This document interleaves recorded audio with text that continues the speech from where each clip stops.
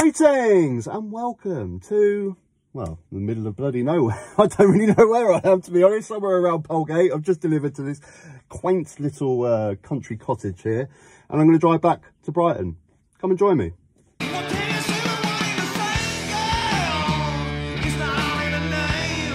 Okay, so here we go. I've just delivered to this lovely little country cottage here, which is very beautiful, and about to drive back to Brighton through the beautiful English countryside. Let's go. So as always with my Drive Me videos, I will timestamp all the various topics that I talk about down below, so feel free if you want to skip or come and join me for the journey as we go through this lovely beautiful little English south coast village here. Might see some sheep, might see some some other various farm animals. I already am. I'm already babbling. I'm already 2 seconds into the video and I'm babbling absolute shite.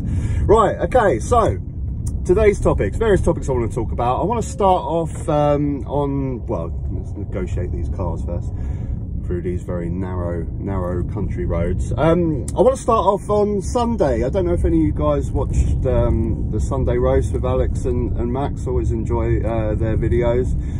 If you've never seen it or never caught any of their videos, I'll try and remember to put a link down below. Don't you just love a random phone box in the middle of the country? Yeah, go check it out. Really, really good. So they had Elena from the NoJustice channel on, which I've spoke to before. I'll put another link down below if you want to catch the video that we done together when she was on our channel. I found it really, really interesting. I was trying to negotiate. Don't you love the countryside? As a big van driver. I was suggesting to Alex for a while that he get her on the show, because I think she's a really, really interesting person. And I guess the best thing that I found about the video is it was kind of a great example of sort of two sections of the left coming together for a conversation. I mean, I know Alex and Max a little bit. I've spoken to them a little bit. But I guess I'd probably deem them a little bit more centre-left than Elena. I mean, Elena is self-confessed Marxist, I think. But this is one of the problems we have, isn't it? It's one of the big problems that we have at the moment on the left, is the infighting and the squabbling and things like that. So I think this video and their stream that they're doing on Sunday was a perfect example of the two sides of the left coming together for a decent conversation. Maybe I'm wrong about Max and Alex's politics. Maybe they are a bit more left. But I certainly think they don't deem themselves as Marxists. But she's absolutely fascinating. She's got a wealth of knowledge, real wealth of knowledge on politics, and when you talk to her, it's hard to disagree with anything that she says. But I guess to get the sort of politics that she wants, you're talking revolution. You're talking a complete uphaul of capitalism and democratic countries as we know of today. So I guess what I want to talk about in the van today is, can we achieve the sort of politics that I want under capitalism, under this, neoliberal seems to be the popular choice of words at the moment to describe our current governments? Can we achieve what I want? And I don't know, but I guess the majority of people feel the same as me. I'll find out in the comment section later. I don't think I'm for a massive upheaval of the system. I think it's possible to get the sort of world, the sort of country that I'd want to live in under capitalism, under a democratic country. I mean, all I really want is a country without homelessness, without dire poverty, and without drug addicts and drug abuse and all these sorts of terrible things, and without mental illness. And I'm sure those things can be achieved, where basically every single citizen, as a right, is housed and can feed themselves. Because I don't mind. I don't have a problem with people being mega rich. I really don't. I mean, I know corporations are insanely rich, and you know, I still think the idea of a billionaire is still crazy, because that is at the expense of the poor people. If we have hundreds and hundreds of billionaires, well, this road's a bit ropey. I'll finish talking once I go over all these potholes. Jesus Christ. No one cares out here in the country, do they? Probably endless tractors bloody running over these roads. I've got to go into his lane to avoid the potholes. Let's get past these potholes. There we go. Yeah, hundreds and hundreds of billionaires is at the expense of more potholes, is at the expense of poor people. But I don't have a problem with hundreds of millionaires. I don't have a problem with people working day in, day out on their businesses and becoming very wealthy and very rich because of it. I don't have a problem with that, because in my opinion, I don't think it ever makes you actually happy. You know, whenever I see, you know, like figures like Andrew Tate and stuff in the world that we've seen recently. I don't know if you know this guy, but he's a misogynist arsehole that's made a multi-million pound industry out of basically a pyramid scheme to vulnerable men that want to seduce and look at his videos. And he does all these sort of videos where he's going through all his cars and looking at his look at my Lamborghinis. He's done a famous tweet out against Greta Thunberg, didn't he, boasting about his like 10 Lamborghinis or something. And you know, whenever I see these sort of ultra rich people doing things like that, you know, going through their collection of cars and doing a tour of their big mansion. Now, how do I get to that road there? Do I go down here? Yeah, I guess I go down here. Whenever I see these ultra rich people boasting about everything that I have, I always have the same conclusion. I always look at them, I think, you're not happy. You're definitely not happy. And it's, you know, it's that classic saying, isn't it? Does money give you happiness? So it gives you comfort, but I don't think it gives you real happiness. You know, it's always poor people that are saying that, isn't it, to justify their own wealth. But I generally don't, and that's why I just want a society where the basics are covered. You know, we've all got housing, we've all got food, and we just want to be able to have enough money to be able to do the things that we want to do, the basic things that we want to do. We want to go and see the arts, the culture, the live music and stuff like that. And, you know, we'd like to travel a couple of times a year. You know, this is what I want out of society. And that's what I'd want for everyone in society. And for our lives to be fulfilled. You know, I don't think that zero work, you know, I'm always a bit dubious of the sort of universal basic income outlook. I like it with the basics covered, and then you can work to get those things that I just mentioned, like your holidays, like your basic leisure activities. You could use more of your time to pursue arts and things like this, but if it's done right, it'll be good. But on the other flip, I am worried about people just not wanting to work, and I don't think that's a healthy way of living. I think, you know, we've evolved to get benefits out of hard work. You know, when we're on the Sahara, you know, hundreds of thousands of years ago, chasing down that deer, or there's no deers in the Sahara, you know what I mean, when we're spending days hunting down that prey for us to eat, and then we get the endorphins and we get the sense of well-being and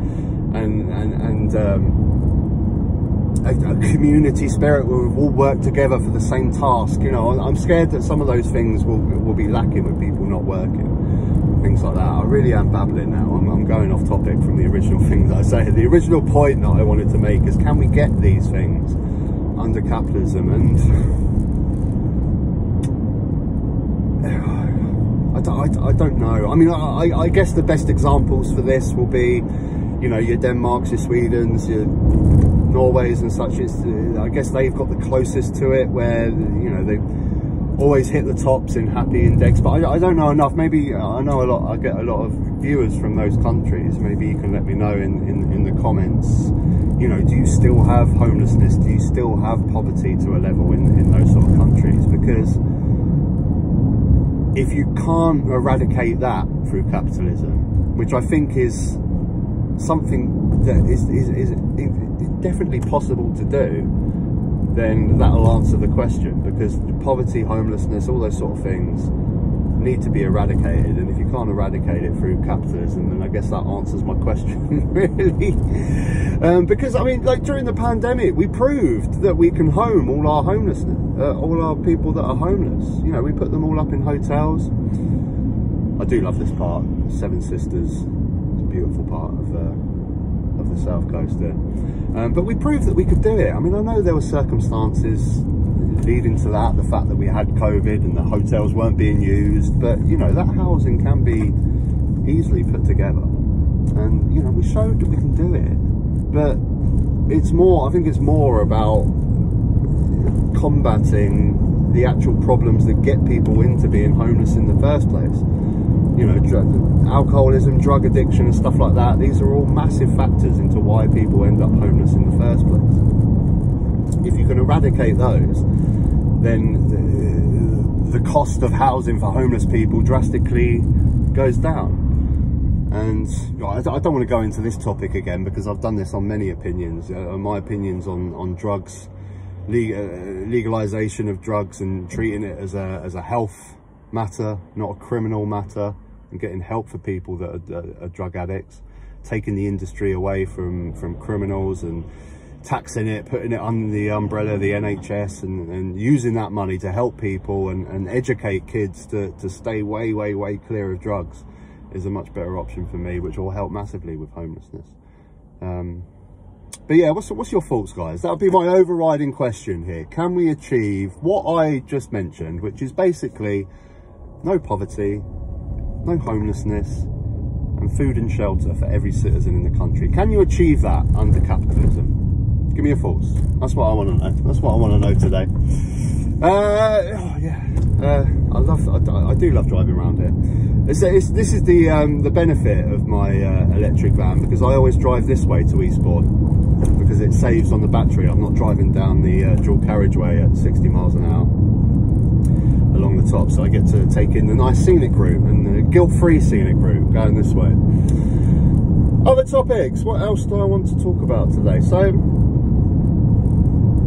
I want to touch, it leads into another subject, but I want to go back to, I know a lot of people might be annoyed about me talking about this again, because I got a lot of flack from my previous video, but I want to go back to my previous video that I'd done on gender politics, and my view of the left's failings on trying to combat this woke gender politics phenomenon. And as always with my videos, when I touch on this subject, my opinions seem to get skewed and taken the wrong way, and you know, maybe that's my fault. Maybe I'm not doing a good enough job of portraying my point, which is why I want to emphasize my point again. So I basically, if you didn't watch the video, quick recap, I've done a video about the fact that I think the left and the Labour are failing at trying to tackle and trying to battle this right-wing media assault on gender politics and getting us all to be concerned about gender politics and immigration and stuff like this. I think that the left and Labour are doing an injustice at just ignoring the topic, or if they're not ignoring it, they're going to the other extreme of going to some real wacky gender politics stuff. And that's when you get people on daytime TV up against Piers Morgan trying to say that it's completely normal that Piers Morgan will wake up tomorrow and want to be a woman. You know, we're just playing into the right-wing media's hands when stuff like that happens. If you would like to be a woman, you can identify as a woman. I don't know why there is such an issue. Anyone can, right? I don't see a problem with it. Just literally put the hand up and say I'm a woman. Okay. So when I done that video, I got a lot of people saying, oh God, why are you falling into the trap of talking about gender politics? And oh God, I thought I was watching GB News for a second. And why are you talking about it? And this is the thing, I tried to make it clear in the video that obviously all this stuff with gender politics and immigration is the right-wing media trying to distract us from the real problems. The number one problem in society right now, and I think most normal people will normal people. Most people will agree with this. The number one problem in society right now is we're living in a cost of living crisis where we're all getting poorer and multi-corporations are getting richer, and especially energy suppliers that we're paying so much for are recording record profits. That's the biggest issue right now in the world, which is just absolutely insane. But because these people have got a lot of money, they're putting it into the right-wing media to get people upset about gender politics and to get people angry about immigration. I know this. I've been fighting this on my channel for years. I've done so many videos about this. But my overriding point that I was trying to make is the left, it's not even a left-right issue, but just people that understand that this is happening, that these deflection tactics are being used by corporations. Just anyone that understands that point, whether you're left or right, okay, are not doing a good enough job at fighting the right-wing media. You can't just ignore it. You can't ignore this stuff. That's the worst thing you can do. You're playing into their hands. And all I was saying is that the left and people that agree with this, they need to come out and say there's no smoke without fire. There's some weird stuff in this gender politics that 99% of it is all complete and utter claptrap rubbish. But there is a percentage. You know, some parents are concerned about their kids maybe going through a phase, which kids do a lot in school, and deciding maybe I'm the wrong gender. I'm a bit of a tomboy, or I'm a male that's a little bit feminine at school, and then deciding that I want to change gender. You know, there's legitimate concerns here. And just for the left to just ignore it and say, no, it's rubbish, or even worse, go to the extremes. Like the example that I just give with gender politics on the left, just being completely utterly wacky. You're just playing into the right-wing media's hands, and then they'll use those clips. I've done an example recently where I just put together a brand new YouTube channel, and I went on the shorts and I flicked through like just two of those sort of Piers Morgan style videos where he's completely denouncing gender politics and saying how ridiculous it is. Just flick through two, and then suddenly I'm getting it from all angles, every single one. It was Jordan Peterson. It's all coming through my feed so much, and you're gifting that to them. That's what we're doing on the left. We're gifting it to them by having these ridiculous interviews where we stand in ridiculous positions, where you've got someone on national TV defending the right of Floyd Mayweather to box someone that was a woman.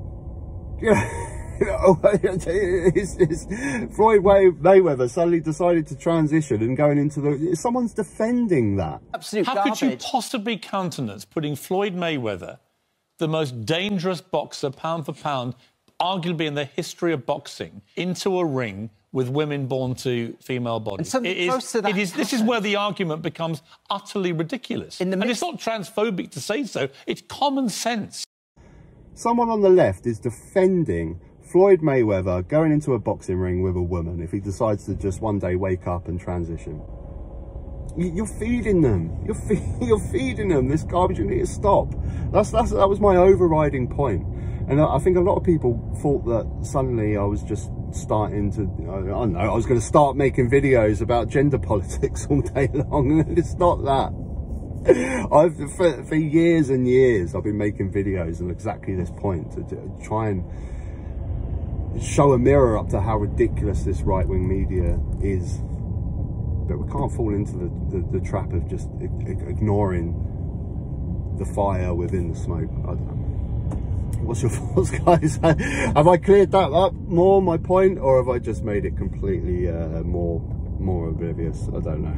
I don't know. But I guess what that kind of leads into really is how do we get people to stop being angry about that stuff? How do we get people to stop being angry about immigrants, stop being angry about gender politics, and start getting angry about the #1 issue that I just mentioned? I mean, things like this, it's a really easy concept. It's not like it's difficult. It's a really easy concept. Corporations, energy companies have reported multi-billion-pound revenue increases, and we're all suffering with a cost of living crisis. It should be a simple thing that people got. It's not hard to understand. It shouldn't be hard to get angry about it and have this as the forefront of your brain. But I guess it's just not sexy, is it? It's not sexy. You can't do those clickbaity short TikTok videos. No one's going to watch that, where you've just got a guy with a script. Excel reported this amount of revenue this year, and look at your energy bill. And it's, oh yeah, that's going to get viral, isn't it? Over Piers Morgan with some crazy loony left gender politics student trying to claim that a female can fight Floyd Mayweather. This is where we're at, isn't it? And this is why this stuff gets so much traction, because it's... I'll let this van in. That's all right, he's going to do it. I wasn't expecting an Audi driver to let in someone, but... but this is where it is, isn't it? It's not sexy. How do you make boring politics sexy? I mean, this was one of the arguments during the Brexit debate. How do you make trade... How do you make trade sexy in a Brexit debate? Far more sexier to talk about immigration and all that sort of stuff. I guess this I'm answering my own question. I mean, how do you just get people to be angry about corporate greed over gender politics and immigration? You know, it's just, whenever I look at these things, I just always look at it through the lens of how does it impact my life? Corporate greed and all my bills going up and inflation and everything directly impacts my life on a day-to-day basis. Immigration doesn't affect my life. It doesn't. I'm sorry, but it just doesn't. It doesn't. Gender politics, it doesn't affect my life in any way, shape or form. I mean, I'm a father, I have a son. Am I concerned really about gender politics going into schools and stuff like that? I mean, he's grown up out of school a little bit more now. I would be a little bit concerned if he come home one day and said that he wanted to transition. I mean, how do you deal with that as a parent? I mean, that is quite a tricky thing to have to deal with right now. Because I think back before, 20 years ago, before it was so open with gender politics, it was, I guess, people that transitioned back then. And I have a few viewers that are a little bit older that have transitioned, and you just know, don't you? I think that back then you know from an early age something's not right, I'm in the wrong body, and you know for certain. And that's the main difference, isn't it? And I think it's just down to parents to be, we need to educate parents more on knowing the differences between a child that is generally really trans and maybe someone that is a little bit more feminine, or has watched some of the wrong social media. I don't know, it's so tricky, isn't it? It's so tricky nowadays with social media. I mean, that is just the biggest change in society. That's why we've seen so many changes in the last 10 years, haven't we? So many. I think that's enough. We're coming into New Haven now. Was there any more topics that I wanted to touch on? That was probably it, to be honest. I'll leave it there. Thank you all for watching, as always. If you made it to the end of the video, I never say this, but if you made it to the end of the video, you know, why not press the like button, and why not subscribe if you haven't before. Till next time, take care. Of all of the hours that I didn't spend watching Netflix, scrolling TikTok, or doing whatever.